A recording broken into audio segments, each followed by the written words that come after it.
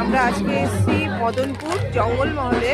আমাদের আজকে এখানে একটা মায়ের কাজ আছে, তার এই প্রস্তুতি চলছে, আমাদের কাজের প্রস্তুতি চলছে। কত কাজের মেয়েগুলো দেখো, সবাই হচ্ছে গিয়ে পাতা নিয়ে বসে গেছে।